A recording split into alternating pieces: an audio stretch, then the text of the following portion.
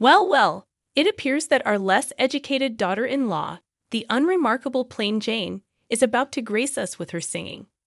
Come on, step onto the stage, you ugly duckling, my mother-in-law sneered. It was my sister-in-law's wedding reception, and I was coerced into performing a solo, as was customary whenever my mother-in-law found an opportunity to belittle me. Her audacity to humiliate me, even on such a joyous occasion as my sister-in-law's wedding, was beyond my comprehension. What's taking so long? Hurried up. She's getting impatient. Her voice hardened. Okay then. I will. Excuse me.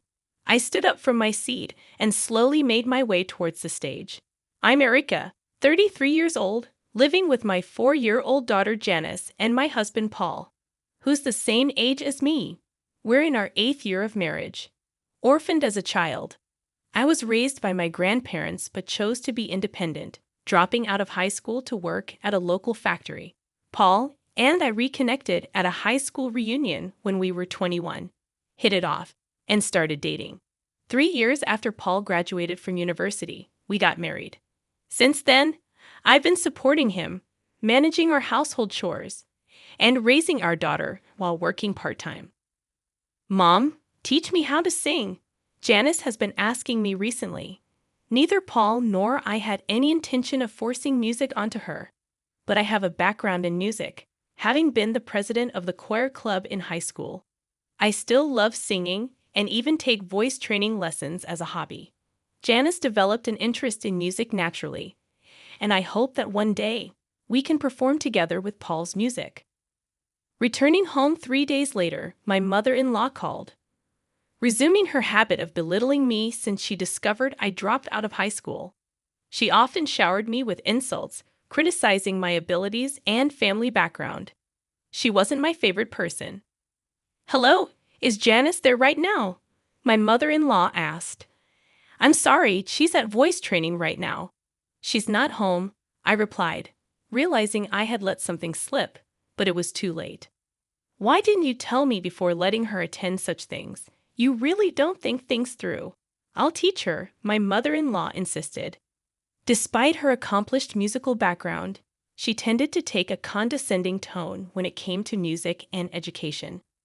She doted on our daughter but might inadvertently push her away if she followed the same strict teaching approach she used on Paul and his sister in the past. Mother-in-law, I appreciate your offer, but I want Janice to have her freedom in this. Even if you say that, it's really up to Janice whether she wants to continue or not. I can't force her to quit. I'm sure it would be much better if I taught her. My mother-in-law abruptly ended the call. 3 months passed, and I'd almost forgotten about the incident when my mother-in-law decided to visit our home. It's been a while, hasn't it? Oh, how's Janice been doing? She inquired, likely happy to see her granddaughter after such a long time. As soon as she stepped into our home, she immediately scooped Janice into her arms, barely greeting us. It just so happened that Janice had the day off from her voice training class, and the whole family was at home. Granny, I've become good at singing, Janice exclaimed, boasting to her grandmother. Really? Could you sing something for me then? My mother-in-law asked. I intervened, worried about what my mother-in-law might say to Janice. How about we eat first before we hear her sing? It's lunchtime after all, I suggested. Don't interrupt when she's about to sing for me. My mother-in-law dismissed my suggestion. I'm sorry, Janice dear. Can you sing for me? My mother-in-law asked. Hearing her request, Janice began to sing. From the perspective of a mother-in-law who graduated as the valedictorian of a music conservatory, my daughter's singing must have sounded rather clumsy. I had a sinking feeling inside me, worried that my daughter might receive some snide remarks from her. However, my mother-in-law applauded and praised my daughter, saying, You did well. You've practiced a lot. Far from making any sarcastic comments, she thanked her grandmother, seeming happy to be praised. I sighed in relief, thinking that even my strict mother-in-law wouldn't make snide remarks to her granddaughter. I thought Mom might say something. I was a little worried. Paul whispered to me with a look of relief on his face. Nothing particular happened after that. But as the evening came, I realized that Janice had fallen asleep. "Excuse me, mother-in-law. Since Janice fell asleep, I'm going to take her to her room," I announced, picking up Janice and carrying her to her bedroom. After putting my daughter to bed, I returned to the living room. As soon as I re-entered, my mother-in-law said to me, "Didn't you think that Janice's singing today was terrible, Erica? It's a waste of money to let her go to a class that can only teach her to that level. I'll teach her myself." I confronted Paul as anger welled up within me. "Wait a minute, isn't that a bit too selfish? What can we do when it comes to music? She's much better than me, and it's a fact that I got better by being taught by her," Paul reasoned. About 5 minutes of silence followed, and it was Paul who gave in and said, "All right, Mom, go ahead and teach Janice to sing for a while." Hearing those unbelievable words from Paul's mouth, my mind went blank. Is this some kind of joke? Won't they care how Janice feels? After all, she has been so happy to be interested in music. What if Janice hates music because she's taught so strictly by her grandmother? I was so angry that I felt like waking up Janice right at that moment and leaving the house with her. "So I guess it means Janice is quitting the voice training class, as I said, right?" My mother-in-law, with a triumphant look on her face, asked Paul and me. "All right, but remember, this is not a music conservatory, so please absolutely do not do anything that Janice would dislike." "I know that you know I'm not uneducated like you," I retorted, stating what I had to say, knowing she'd never back off, and I let her go home for the day. That night, my husband apologized for his mother's behavior, but I did not even want to see his face. I ignored him and went to bed. The next morning, I told my daughter Janice, "From today, instead of going to the voice training class, let's have Grandma teach you to sing here at home, all right?" When she heard it, she looked very sad but said nothing and just nodded. I apologized, seeing her like that. Then, come noon, my mother-in-law arrived at our home. "Janice, starting today, Grandma is going to teach you to sing even better," she said to my daughter with a smile. No sooner had the lesson started than my mother-in-law's teaching style became more and more strict. Within an hour, she criticized Janice harshly, demanding perfection. "You're wrong. You're making the same mistake in the same place. Do it again." I knew it would turn out like this. "Mother-in-law, this isn't what we agreed to, is it? Could you be a bit gentler?" "What are you talking about? I'm being gentle. Don't interfere. Why don't you quietly do some housework that you can hardly handle?" 4 hours passed, and at last, my mother-in-law's lesson ended. "Well, see you tomorrow. Remember to practice what we did today," she left, seemingly pleased with herself. If I'm going to get yelled at this much, I don't want to sing anymore. Seated in her chair, Janice said to me. I harbored an intense hatred for my mother-in-law, taking away what my daughter enjoyed and only caring about her own satisfaction. This cannot go on. I won't let my mother-in-law have her way. Her singing lessons continued in the days that followed. However, after about a week, Janice told me, "I don't want Grandma to teach me anymore. I don't want to sing." Given my mother-in-law's way of teaching, I thought it couldn't be helped. You don't have to force yourself. If you want to quit, that's okay too. So you don't want to go back to the voice training class. It was something she had started because she wanted to, and I, for my part, wanted her to continue. So I asked her that. If it's that class, it seemed that Janice hadn't come to hate singing itself. It appeared that the harsh words from her grandmother and the lack of praise, even when she felt she did well, were making it unenjoyable for her. Why don't you go back to your voice training lessons and give it another shot? I asked Janice, and as if she hadn't been upset moments before, she perked up and nodded enthusiastically. So I'm sorry to say this to you, grandmother, but from tomorrow, Janice will be returning to her original voice training classes. The next day arrived. I relayed Janice's feelings to her grandmother over the phone. How can she whine about giving up after just a week? Isn't it your fault for raising such a weak-minded child? My mother-in-law exclaimed. I retorted, well, it might be, but even though you graduated top of your class from a prestigious music college, It seems that's the only way you know how to teach. Janice told me that she preferred her voice training teacher. Fussing and fuming, my mother-in-law continued, but I ignored her and hung up. Whether she was top of her class or not, it was quite satisfying that her own teaching method had led to her being disliked by her granddaughter, who preferred her voice training teacher. After that, the visits from the grandmother ceased.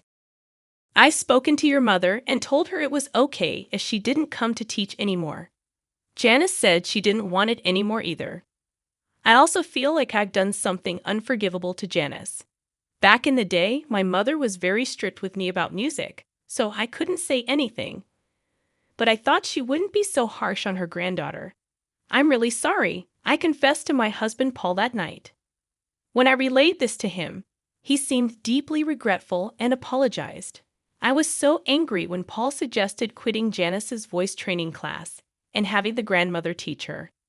I almost felt like punching him, but fortunately, Janice didn't come to hate music, so I decided to forgive him. 2 weeks later, Paul said, "My sister is getting married in a month, and she asks us to perform. I had never performed at someone else's wedding before. What kind of performance is she expecting?" I was planning to bring a few people from my band and do a small concert, but my sister really wants you and my mother to sing as well. Hearing that the grandmother would also be performing, I reluctantly accepted Paul's suggestion.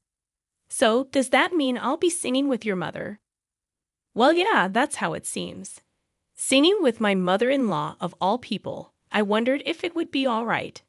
But if I happened to sing better than her at this performance, I wondered what she'll say. I started practicing the very next day, but there was no sign of my mother-in-law practicing at all. "Mother, aren't you going to practice?" "I'm fine. I'm much better than you, even without practicing. After all, practice is something that people like you, who are not very good, need to do." I tried asking because I was curious, but the only response from my mother-in-law was sarcasm. I decided it was a waste of time to engage with her and focused on my own preparations. After we decided what song to perform, I also increased the frequency of my voice training lessons. I was sick of being ridiculed by my mother-in-law, and above all, I was anxious about performing in public after such a long time without proper training. On the day of my sister-in-law's wedding, the ceremony went smoothly, and the time for the entertainment had finally come. First, my husband Paul took the stage and began to play his music. As expected, given he plays regularly, he was confident and exuded an elegant aura. I was utterly mesmerized by Paul's performance. "I'm not feeling well today. Could you sing on your own?" Then, out of the blue, my mother-in-law told me to sing solo. "What? That's so sudden. It's not fair." "Well, there's nothing we can do about it." "Or what? Are you too embarrassed to sing in front of others because you're uneducated and ugly?" She said this without a hint of remorse. "Okay, I know it. She's doing this on purpose," I thought and decided to retort. "Being uneducated and ugly. I've practiced hard, so I won't be embarrassed singing in front of others. I asked you several times if you needed to practice, but you showed no signs of doing so." Could it be that you're actually a terrible singer?" "That's not true." My mother-in-law raised her voice in response to my question. The people around us began to stir, wondering what was going on. "Ah, sorry. It's nothing." I got up from my seat, apologized to those around me, and then pressed my mother-in-law further. "Graduating as valedictorian from the music college, you sure talk big about teaching others, huh? Are you running away because you're embarrassed to sing with me since I'm better?" I whispered this in her ear. "What did you say? There's no way that's true. If I sing with a low-educated, ugly person like you, it would only throw me off. Didn't your parents teach you that you and your parents are truly incompetent?" She disparaged me as being uneducated and ugly and even insulted my parents in front of everyone. Embarrassed and angry, I wanted to leave right at that moment, but if I ran away now, it would just make her happy. "What are you doing just sitting there? Hurry up and go." "Okay then, I will." "Excuse me." Just as Paul's performance ended, I took his place on stage. I was supposed to sing with my mother-in-law, but due to her not feeling well, I would be singing solo. Instead of the song I was supposed to sing with her, I chose an opera song I used to sing a lot when I was competitive, an aria from The Marriage of Figaro. And so I began to sing. At that moment, perhaps due to the vocal training I had done, my condition was excellent, and I was able to produce the most beautiful vibrato I'd ever achieved. It was amazing. The audience was mesmerized by my singing, saying things like, "Wow, her voice is incredible," and "Is she a professional?" When I finished singing my song without any hitches, the audience gave me a standing ovation, showering me with thunderous applause. Congrats on your wedding, sister-in-law. You know, I used to be the choir leader in high school. It's been a few years since I last sang in front of an audience, so I was a bit nervous. How did I do? Thanks so much for listening. After making this statement, I returned to my seat, and my daughter, all starry-eyed, pleaded, "Mom, your voice was so beautiful. Can you teach me next time?" Witnessing this, my mother-in-law, with her jealousy on full display, said in a huff, anyone can sing like that. Don't get ahead of yourself," continuing to belittle my singing.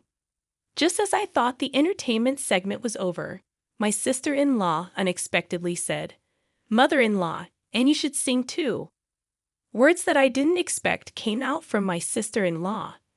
My mother-in-law was taken aback and looked at her daughter in confusion, asking me, "I've never heard you sing, Mom, and since you taught me so much about music when I was young, I'd really love to hear you sing," my sister-in-law expressed with pure honesty. The attendees chimed in, "Mother-in-law, you should definitely sing." Words had gotten around that my mother-in-law was a top graduate from a prestigious music school, and the crowd grew increasingly excited for her performance, creating an atmosphere where she felt she had to sing. "Well, with all this, I guess you have to sing now, don't you?" I did not hesitate to add, "So, all right. If you insist," she responded, heading to the stage. The moment my mother-in-law took the stage, the energy in the room peaked. But as she began to sing, such murmurs could be heard throughout the crowd. "Wait, no way. I might even be a better singer." She must have heard them as well. My mother-in-law's voice did seem off, but even accounting for that, her singing was dreadful.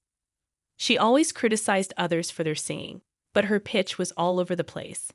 Honestly, I felt I was still a better singer. The atmosphere grew awkward as her performance ended. Unlike when I sang, the venue was filled with a cold atmosphere, and the applause was sparse. Everyone acted as if they'd seen something they shouldn't have, as if her turn had never happened. Upon returning to our table, my mother-in-law, her face flushed red, shouted at me, "That's why I didn't want to sing. If you had sung properly, my daughter wouldn't have asked me to do this," she said to me with such an angry tone. But I didn't understand why my sister-in-law asked her mother to sing. It seemed to me that she genuinely wanted the wedding to be blessed by the voice of her mother, who had been sternly teaching her about music since her childhood. Do you think so? To me, it seems she genuinely wanted you to sing. I shared my honest thoughts with my mother-in-law. No way. I'm sure she knew I'm bad at singing, and this is her way of embarrassing me. I was utterly astonished at her response. She had always criticized others' music and performances, yet she herself didn't want to sing in public because she's bad at it.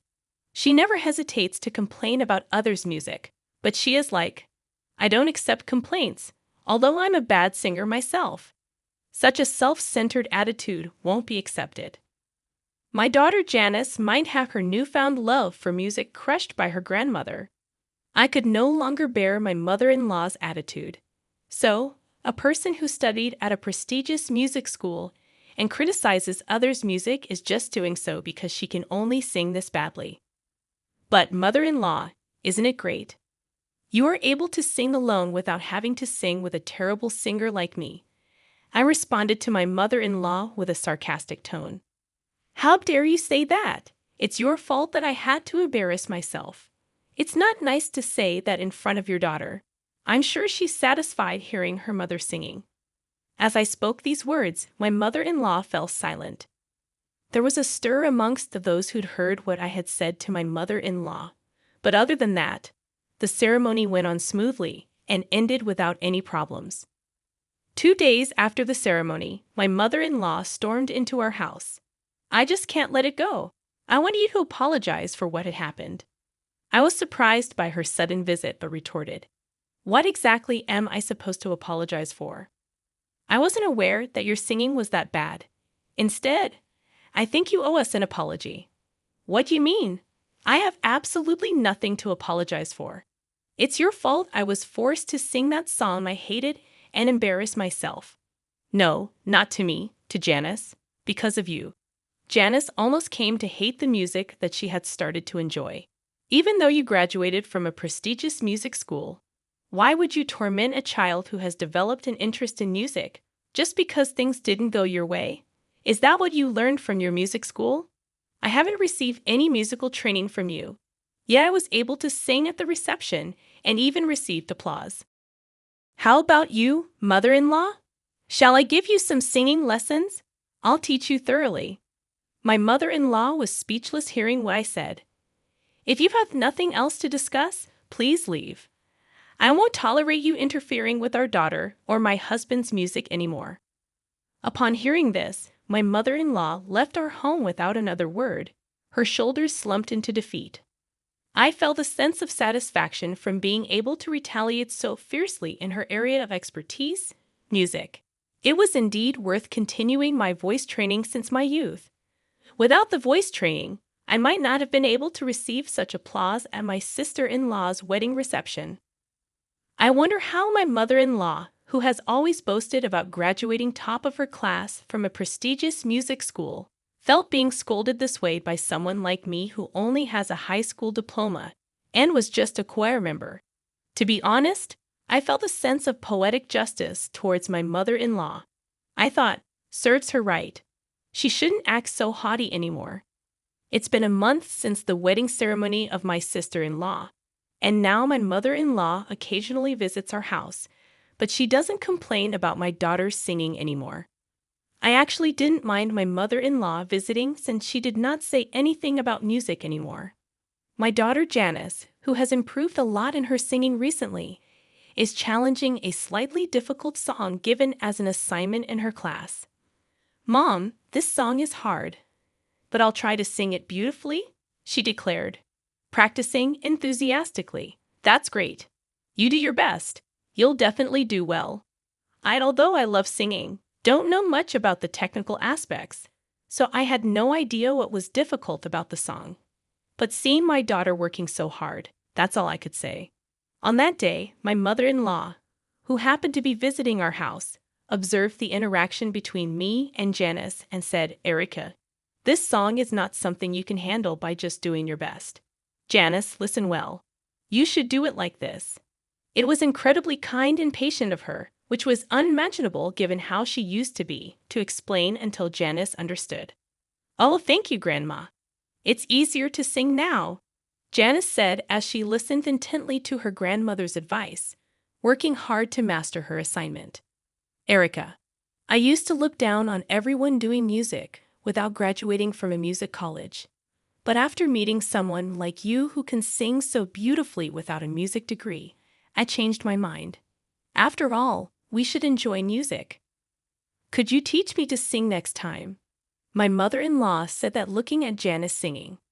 I was surprised to hear such a thing all of a sudden, but I'm sure the sarcastic comment I made after my sister-in-law's wedding had its effect. "My lessons are tough, you know. I grant this," I replied to my mother-in-law. "Oh, I won't do anything horrible anymore. I feel sorry for Paul too, although it's too late now. But if you're going to be tough, Erica, I'm prepared." After hearing that from my mother-in-law, I felt assured that she won't say anything about her music anymore. Although a lot had happened, the tension between my mother-in-law and me eased off, and since then, we've often gone to karaoke together, becoming close enough to sing together. I hope that one day when Janice becomes even better at singing, the four of us, me, Paul, Janice, and my mother-in-law, can have a fun jam session.